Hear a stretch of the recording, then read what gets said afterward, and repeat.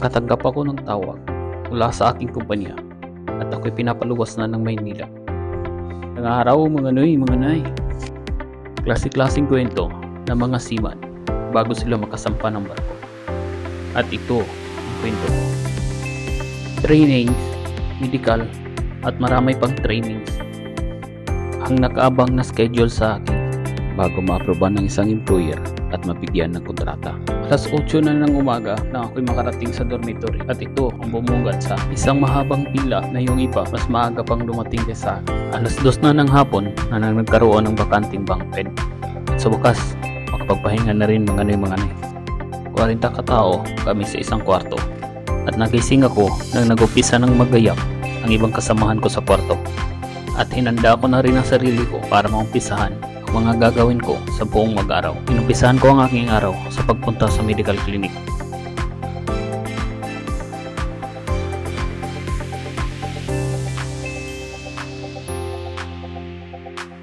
At ito na nga mga nay, umpisa na sa aking pre-employment medical examination at naka-flash ho pala sa screen ang coverage ng mga examination na gagawin. O nga pala mga nay, sa lahat ng klase na examination, yung physical examination ang nagpapatibok talaga ng puso ng bawat seaman taon-taon. At natapos din ang aking medical, antayin ko na lang yung result. Nagtungo ako ng opisina para maumpisahan yung training na ni-require ng principal para sa vessel assignment ko na ito. Habang nasa opisina ako, sinumantala na rin ng fleet supervisor ko na papirmahin ako ng kontrata at i-process na lang pag fit na ako sa medical. Ni-required pala ako kumuha ng NBI clearance bilang sa isa sa mga documentation na kailangan ng kumpanya ko.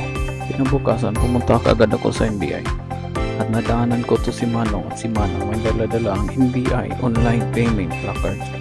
Nasa less than 10 meters away lang sila sa gate ng NBI. At naririnig mo, palaging ina-announce ng NBI na bawal na sila lumapit sa gate ng agency. Advice ko lang mga nay, huwag kayong magpapaniwala sa mga taong mga magdabang sa labas ng gate ng NBI. Meron na rin mga NBI agent na nag-assist ng online payment at online application.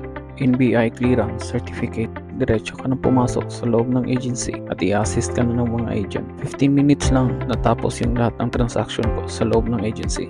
Maaga akong nakauwi sa dorm para makapagpahinga kapag handaan ang nakapilang mga training. Ipa-flash ko pala sa screen mga nay yung mga tahan ng train na kailangan kong tapusin hanggang makaalis ako. At nagbabakas sakaling makauwi pa ng Cebu at makasama saglit ang aking pamilya.